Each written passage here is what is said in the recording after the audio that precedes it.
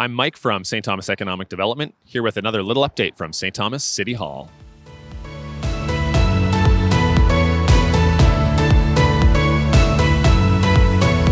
We're back once again in the beautiful council chambers of the City of St. Thomas, and I'm joined once again by Councillor Steve Peters. And today, Steve, I was kind of curious to learn a bit more from you. You've mentioned in the past that St. Thomas was a very early community to get electrical service. Tell me a bit more about that. Well, in the early 1900s, there was Sir Adam Beck from London recognized that the time had come to start to harness the powers of Niagara Falls.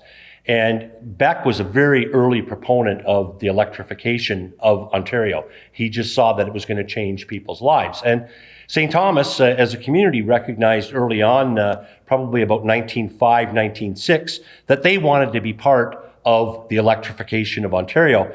And I think we were the fourth community in Ontario. In 1911, Niagara Falls was harnessed, and St. Thomas and City Hall were described as the bright white way because the mayor and Sir Adam Beck switched the switch on and electricity came to St. Thomas. And that in itself was important for the community, for the people that lived in the community, but it also started to give us another economic advantage of being able to offer and try and entice factories to come into the community.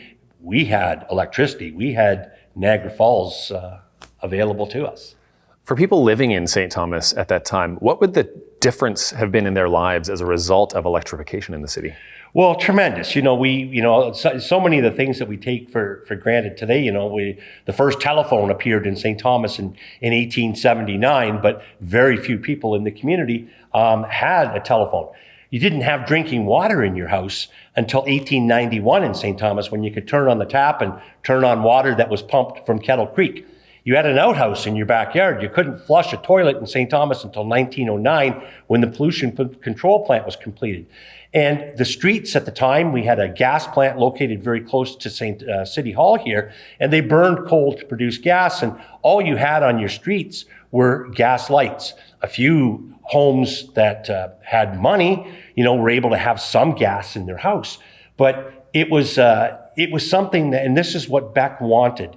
Beck's vision was that everyone had this ability to tap into this great resource, and very quickly, homes were becoming electrified all across the community. And it was as, the motto, it's a little different today when you look at your Integris or Ontario Hydro bill, but it was power at cost. That was the motto of Ontario Hydro, or the Hydroelectric Commission at the time. So it was meant to be affordable to all. So it really transformed people's lives in other ways too, because suddenly new businesses were coming along where you didn't have to go and get ice delivered to your house to have an ice box. You could have a refrigerator. You didn't have to make your toast over a wood stove, that you had the ability to make your toast or bake your bread in an oven. So it really transformed the community. And what about in the industrial parts of the city? What sort of industry was enabled by electricity coming into the city of St. Thomas? Oh, a lot of industries. Like St. Thomas purchased its first industrial park, industrial lands, in 1922. And eventually that became home to the Timken plant. But one of the earliest industries to come in to take advantage of it in our industrial area was the Canada Vitrified plant that made cement tiles, or concrete tiles. But even right here in the vicinity of City Hall, we had the Metcalfe Shoe Company, which was located where the library is today, where the Westlake Evans Park and the former police station was the Metallic Vault Company.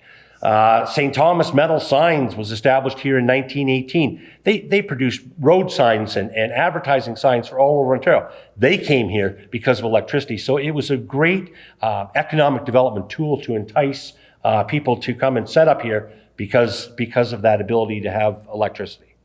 That's fantastic. That Metallic Vault Company, are there any of those vaults anywhere in St. Thomas still?